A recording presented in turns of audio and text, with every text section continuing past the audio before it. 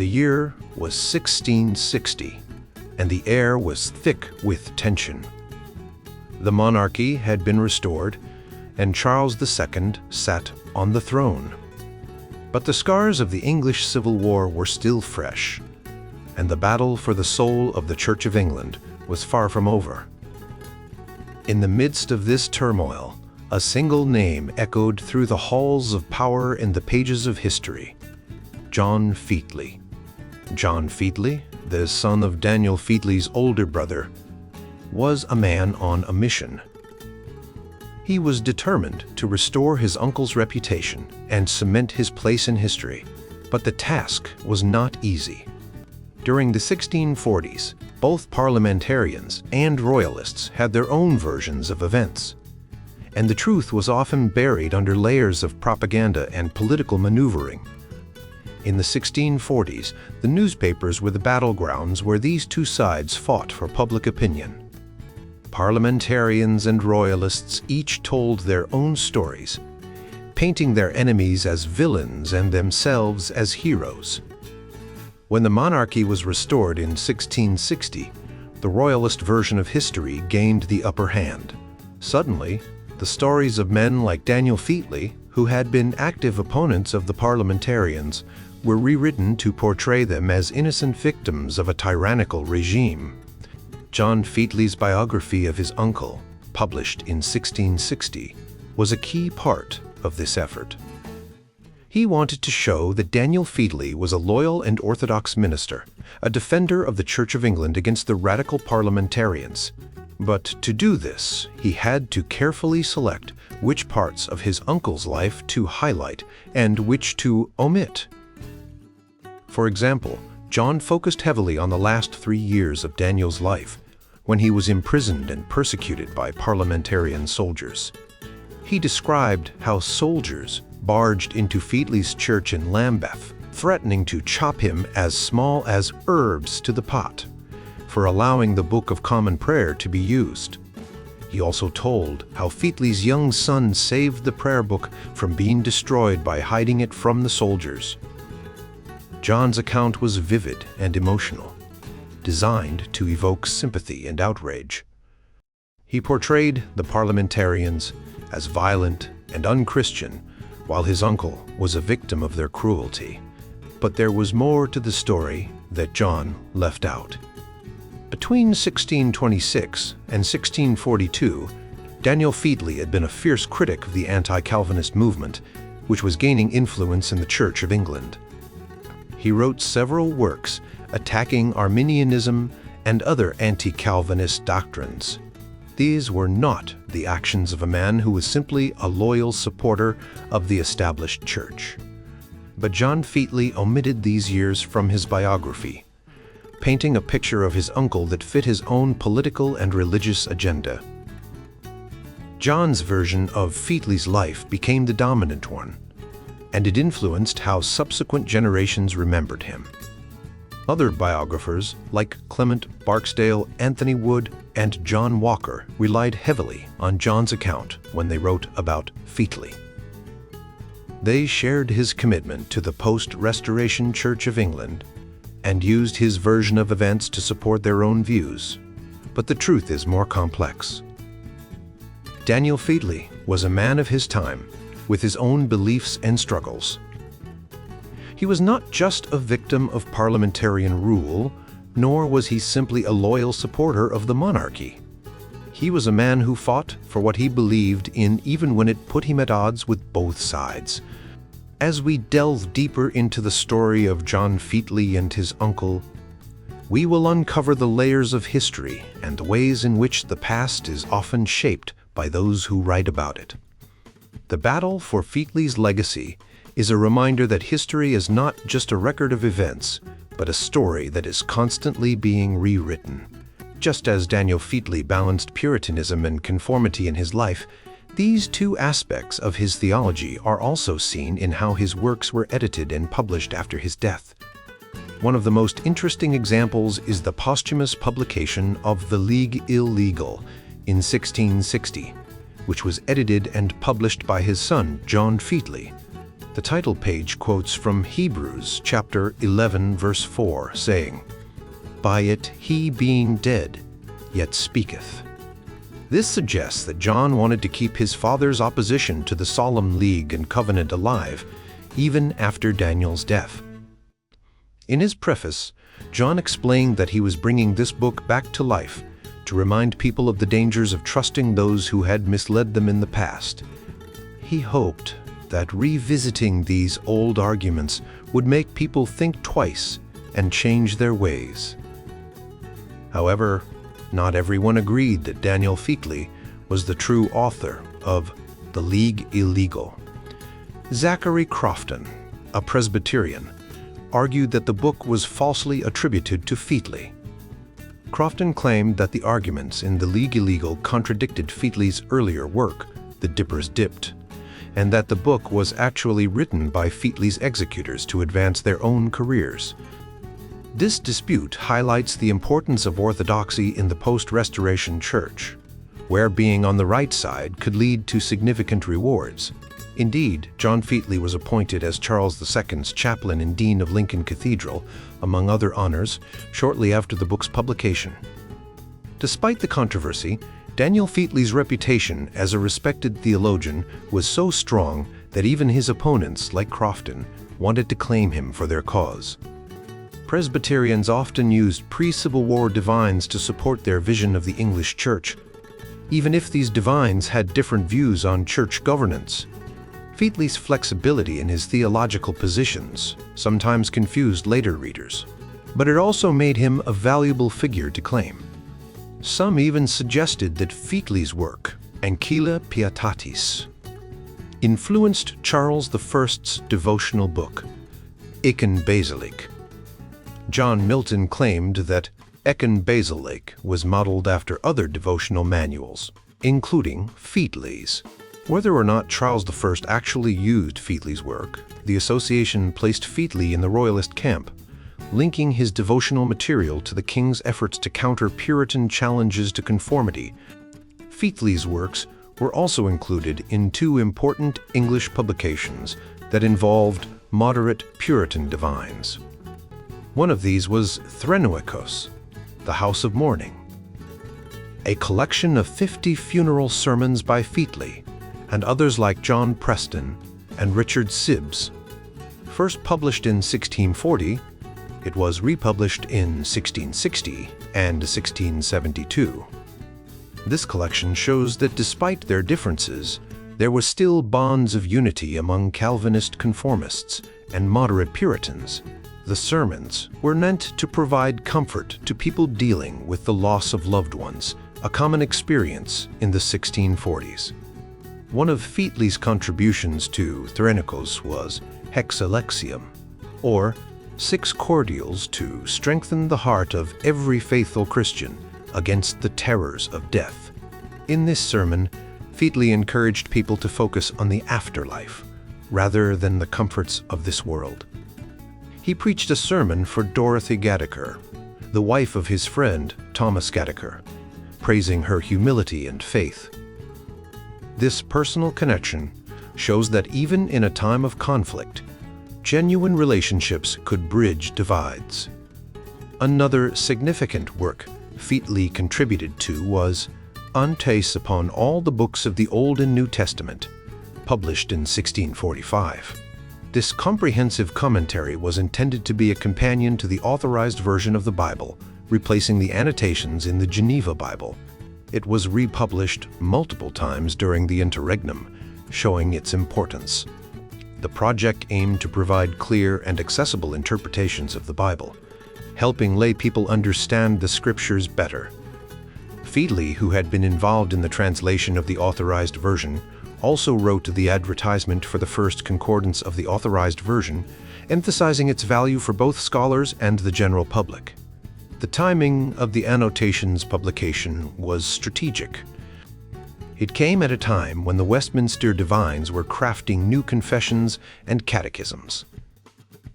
Although the project was not officially endorsed by the Westminster Assembly, it reflected the Assembly's spirit. Featley, along with other royalist divines, contributed to the project. which shows that even during the English Civil War, there were still collaborative efforts between divines from different camps. Featley was responsible for the annotations on the Pauline epistles, but he died before completing them. The Presbyterian editors later revised his notes, particularly on verses related to church governance, to align with their views. They justified their changes by comparing their actions to Featley's own censorship practices in the 1620s, where he added marginal notes to clarify or correct authors' views. This shows that even though official censorship mechanisms had collapsed, the practice of editing and shaping texts to fit one's agenda continued. After Featley's death, there were efforts to solidify his image as a champion against Catholicism. William Lowe, in his funeral sermon, shared stories of Featley's debates with Jesuits in Paris, where he was respected for his sharp and ready arguments. These stories helped to create a lasting legacy of Featley as a respected and effective opponent of Catholicism, even among those who opposed him. In these ways, Featley's posthumous works and their editorial processes reflect the complex and often contradictory nature of his life and theology. Despite the challenges and disputes, his contributions continued to influence and shape religious discourse long after his death. After the Restoration, Daniel Featley's reputation as an anti-Catholic polemicist grew stronger. In 1660, Humphrey Lynn's work, Striturae in Lindamastigem, was republished with a new title, The Ancient Doctrine of the Church of England, maintained in its primitive purity. Even though Featley only edited this work, some people mistakenly believed he wrote it. This mistake helped solidify his image as a staunch defender of the Protestant faith against Catholicism. In 1661, George Vining, one of Featley's converts from Catholicism, republished Featley's sermon, The Faithful Shepherd. In the preface, Vining shared a personal story about how Featley had converted him from Catholicism in 1624. He wrote, "I owe endless true love to my deceased spiritual father, who rescued me from blind popery and brought me to serve the true and living God." This personal testimony added to the image of Featley as a pastor who saved people from Catholicism. John Featley, Daniel's nephew, also contributed to this image. In 1660, he published an account of how his uncle resolved the doubts of Simon Birkbeck, a young man who was questioning the Protestant faith. John's narrative emphasized Featley's role in defending Protestantism against Catholicism. These stories, though written after Featley's death, gave people a window into how he influenced ordinary believers. However, these accounts only showed one side of Featley. Each perspective highlighted different aspects of his theology, but none captured the full picture. Some saw him as a Puritan, others as a post-Restoration English divine, and still others as an anti-Catholic polemicist. To understand Featley, we need to look at all these perspectives together. Featley was a minister who was deeply committed to the royalist and episcopal system, but he also had close ties with Puritans. His main goal was to protect and preserve Protestants from the dangers of Catholicism. This complex identity made it difficult for historians to pin down a single clear image of Featley. John Featley's biographical accounts, while valuable, can be misleading. John's narrative often emphasized his uncle's royalist and episcopal sympathies to fit the post-Restoration context. This can make it hard to see the real Featley. For example, John portrayed his uncle as a loyal supporter of the established church, which might not fully reflect Featley's broader theological views.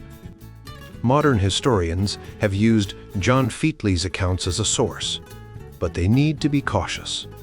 John's narrative aligns with the earlier view that Puritans were radical revolutionaries who caused the English Civil War. He also portrayed post-Restoration church leaders as a middle ground between Rome and the continental Reformed churches, and Puritans as a Genevan enclave in England. While this view has been influential, it can oversimplify Featley's complex role. The ambiguity in Featley's portrayal might not just be due to the biases of his biographers. Featley himself may have chosen to be ambiguous as a survival strategy. He could emphasize his royalist and episcopal sympathies to his establishment colleagues and his reformed views to his Puritan friends.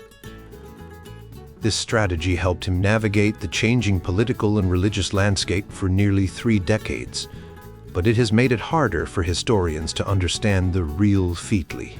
This ambiguity reflects a broader debate about Puritanism. Some historians see Puritans as sincere reformers who wanted to improve the established church from within. Others view them as radicals who wanted to reshape the church in their own image. Featley, like many Puritans, embodied both of these views. He was a godly minister who could sometimes make mistakes, just like his contemporaries. The neglect of figures like Featley by historians can be attributed to 2 factors. First, these figures were often distorted in the second half of the 17th century and rebranded as post-Restoration Anglicans.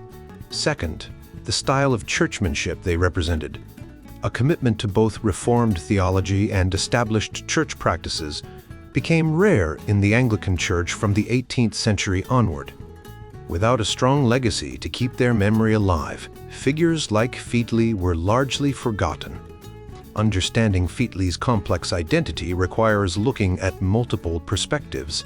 He was a minister who navigated the challenges of his time by being both a loyal supporter of the established church and a committed Reformed theologian. His story reflects the broader tensions and complexities of the post-Restoration period. Daniel Featley was a man who lived in a time of great change and conflict in England. He was a minister and a writer, and he had to navigate the tricky waters of religious and political tensions. Sometimes, people accused him of being a trimmer, which means someone who tries to stay in the middle and not take sides. But was Featley really a trimmer? Or was he just trying to survive and do what he thought was best for the church? During the 1620s and 1630s, Featley faced a lot of challenges. The king, Charles I, and his advisor, William Laud, were making changes to the church that many people didn't like. They wanted to make the church more like the Catholic Church, with more rituals and decorations. Featley, along with many other ministers, opposed these changes because they believed the church should be simpler and more focused on preaching and prayer. Featley had to be careful. He didn't want to get in trouble with the king and his advisors, but he also didn't want to compromise his beliefs. He tried to find a way to stay true to his Reformed Calvinist beliefs, while also avoiding persecution. For example, he wrote books and sermons that criticized the changes, but he did so in a way that wouldn't get him into too much trouble. He also helped other ministers who were being persecuted by the king's government. One of the most interesting things about Featley is how he changed his approach over time. In the 1630s, he was more willing to make small compromises to avoid trouble. For example, he might have moved the communion table in his church to avoid being persecuted, even though he didn't really agree with it. But when the situation got worse in the 1640s, he had to be even more careful. The country was heading toward civil war, and people were taking sides. Featley had to figure out how to stay safe while still standing up for what he believed. Featley's enemies saw him as someone who was always changing his mind and trying to please everyone. They accused him of being a spy and a flatterer, someone who would say whatever he needed to say to get out of trouble. For example, when he was imprisoned, some people said he was a spy and intelligencer. who is passing information to the king's side. They also said he was good at talking his way out of difficult situations, like a hobby horse that could crouch and fawn to get what it wanted. But Featley's supporters saw him differently. They believed he was a man of principle who was trying to do the best he could in a difficult time. He was a conformist, which means he tried to follow the rules of the church, but he was also a Calvinist, which means he believed in the importance of grace and predestination. He was anti-Catholic and anti-sectarian, meaning he didn't like the idea of breaking the church into smaller groups. He believed in the authority of the church to make decisions about things that weren't essential to salvation, like the Book of Common Prayer.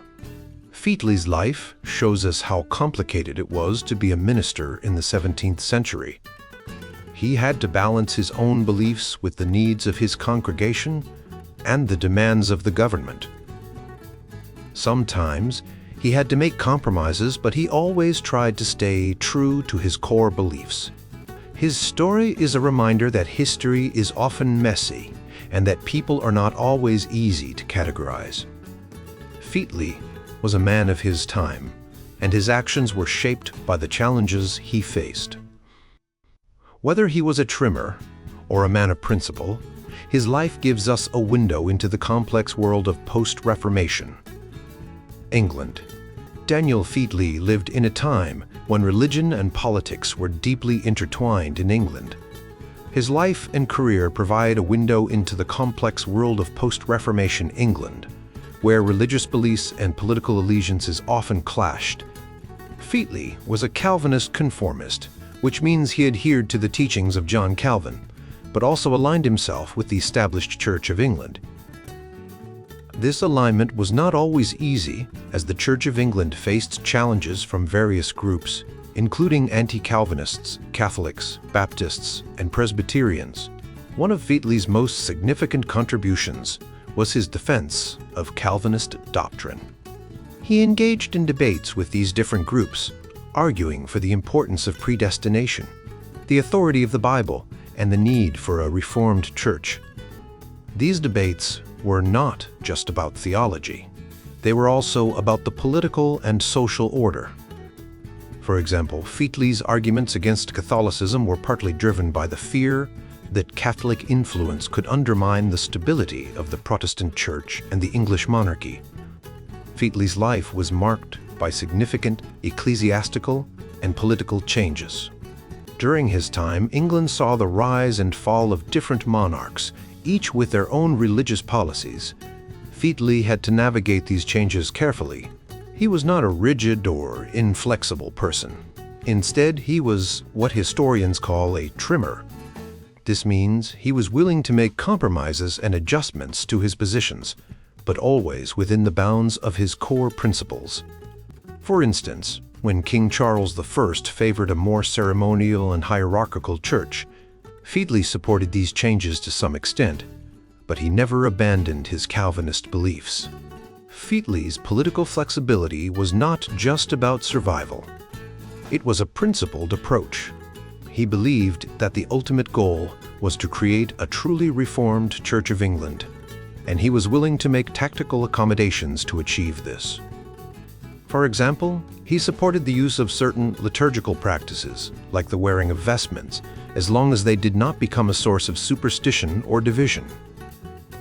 This approach allowed him to maintain his influence and continue his work within the church.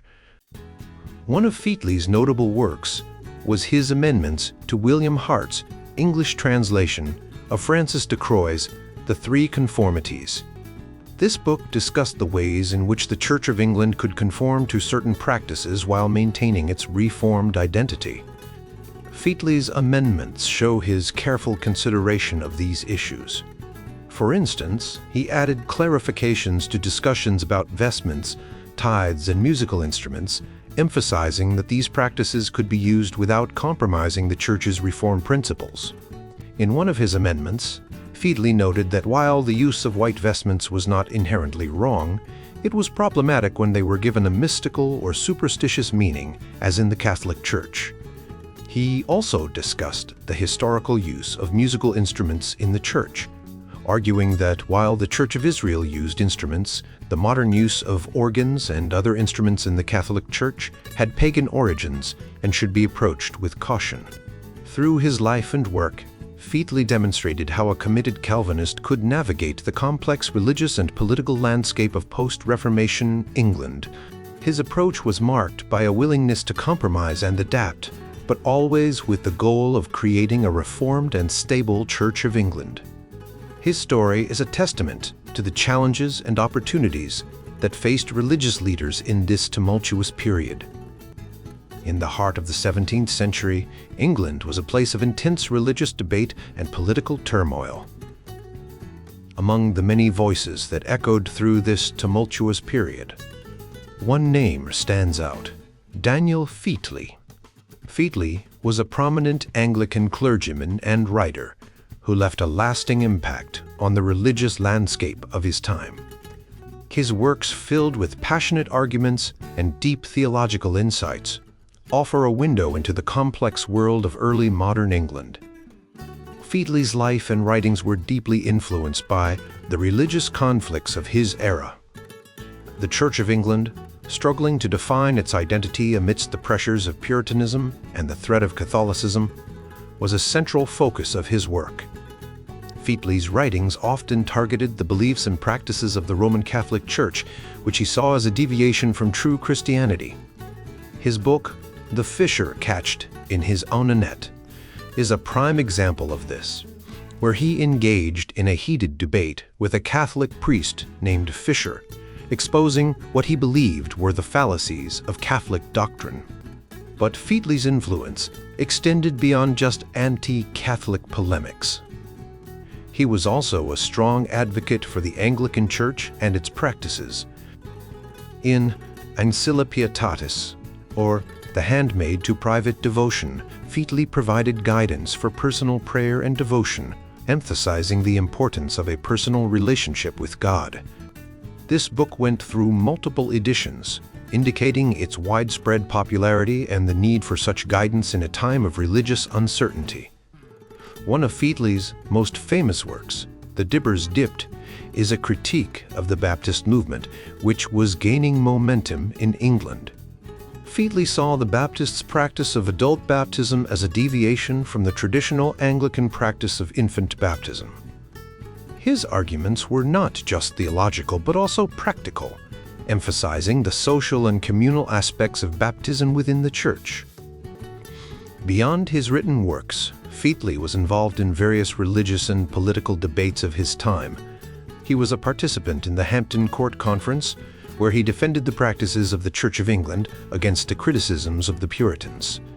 His involvement in such events highlights his role as a key figure in the religious and political life of 17th century England. Featley's influence can also be seen in his interactions with other prominent figures of the time. For example, his correspondence with John Dury and Samuel Hartlib, as documented in the Hartlib Papers, provides insight into the intellectual and religious networks of the period.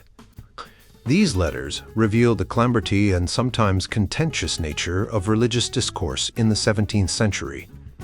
The impact of Featley's work extended beyond his lifetime. His writings were reprinted and studied by later generations, and his arguments continue to shape religious debates well into the 18th century.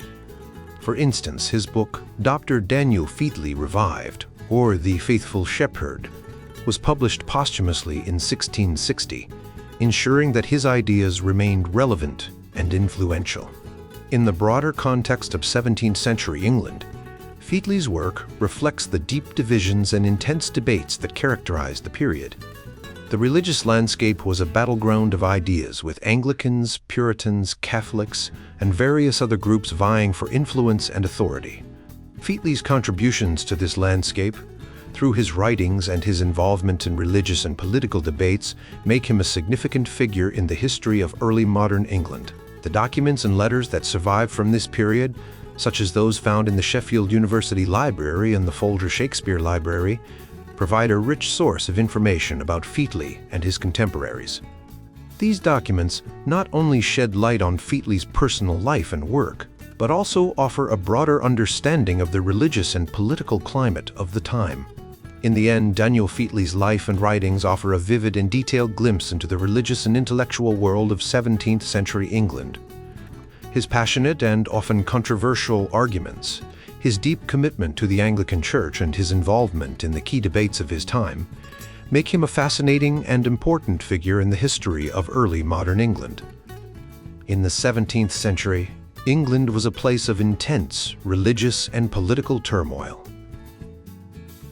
The country was divided by deep disagreements over how the church should be run and what its beliefs should be. This chapter delves into the lives and works of some key figures who played significant roles in shaping the religious landscape of the time.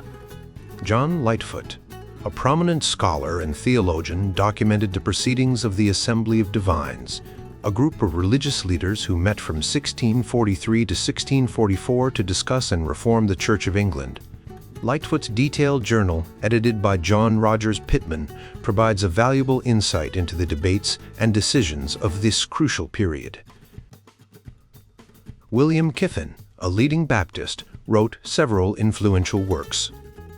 In a brief remonstrance of the reasons of those people called Anabaptists for their separation, published in 1645, Kiffin explained why his group chose to separate from the established church. Later, in A Sober Discourse of Right to Church Communion, 1681, he argued for a more inclusive approach to church membership. The Lambeth Churchwarden's accounts, edited by Charles Drew, offer a glimpse into the daily life and financial management of the church from 1504 to 1645. These records detail the expenses and activities of the church, providing a rich historical context for understanding the local religious practices of the time. William Laud, the Archbishop of Canterbury, was a controversial figure who sought to enforce strict religious conformity.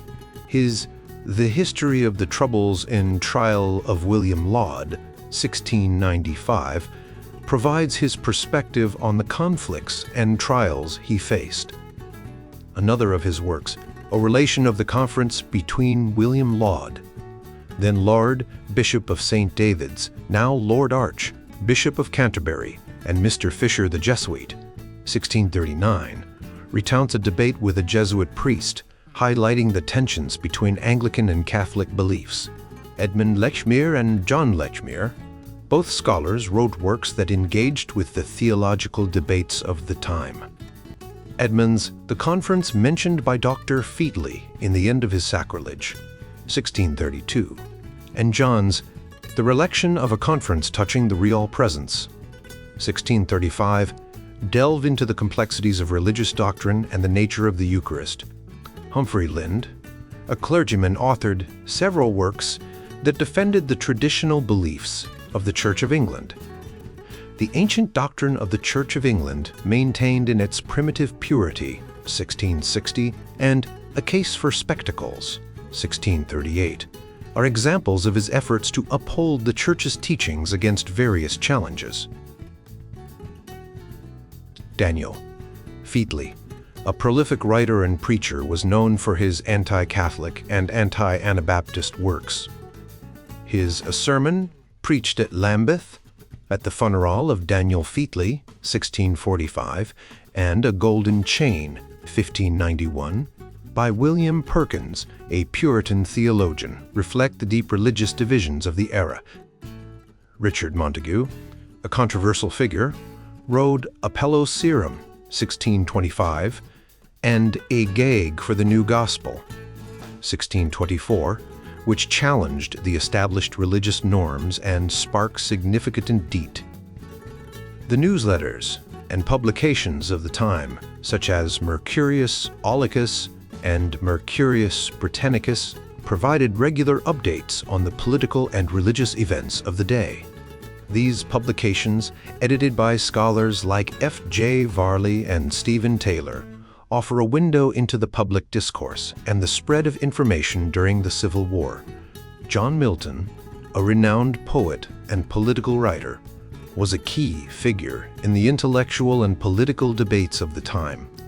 His The Divorce Tracts of John Milton, 2010, and Iconoclastes in answer to Econ Basilic, 1649, are powerful examples of his advocacy for religious and political reform. The minutes and papers of the Westminster Assembly, edited by Chad Van Dixhoorn, provide a comprehensive record of the Assembly's work from 1643 to 1652. These documents are essential for understanding the theological and political decisions that shaped the Church of England during this period. Richard Baxter, a prominent Puritan, and other religious leaders like William Prynne and John Owen, wrote extensively on a wide range of topics, from church discipline to the nature of heresy. Their works, such as Anti-Arminianism, 1630, by Prynne, and A Golden Chain, by Perkins, reflect the deep theological and political divisions of the time. The records and correspondence of key figures like James Ussher, the Archbishop of Armagh, provide further insight into the religious and political landscape. Ussher's The Correspondence of James Ussher, 1600 to 1656, 2015, and his The Reduction of Episcopacy, 1656, are important sources for understanding the debates over church governance and the role of bishops. In the midst of these debates, the lives of ordinary people were also deeply affected. The Proceedings, principally in the County of Kent, 1862, edited by Lambert Larking, and the Visitation Articles and Injunctions of the Period of the Reformation, 1910, edited by W. H. Frere, offer a ground-level view of how religious policies were implemented and the impact they had on local communities. The period was marked by intense religious and political conflict, but it also saw the emergence of new ideas and movements.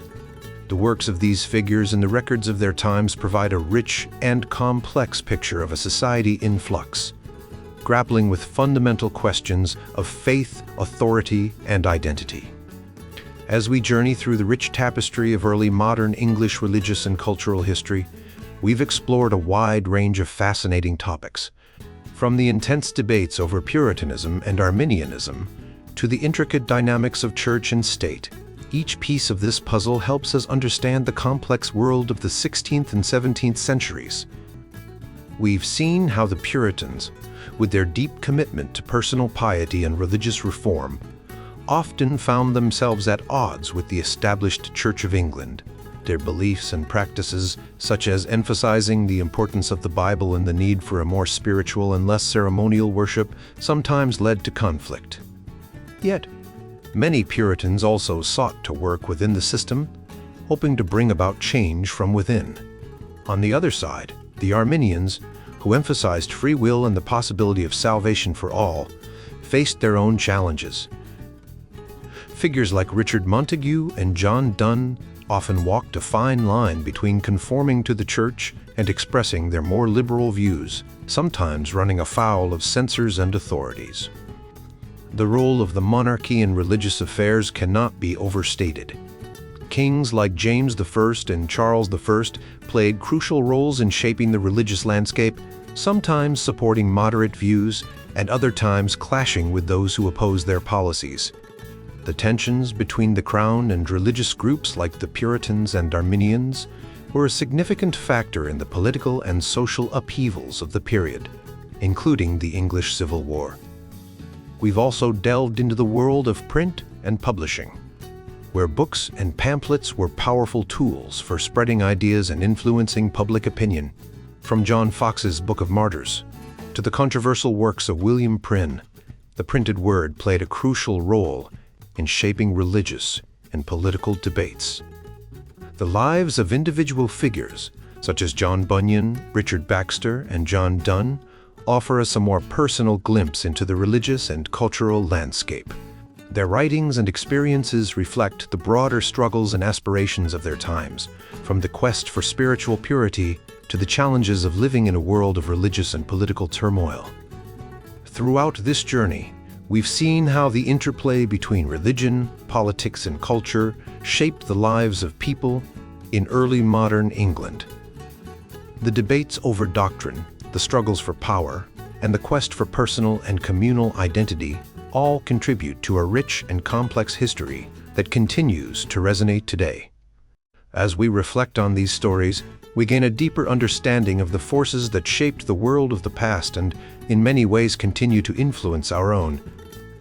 The legacy of the Puritans, Arminians, and other religious groups remains a vital part of our cultural heritage, reminding us of the enduring power of faith and the ongoing quest for meaning and purpose in human life.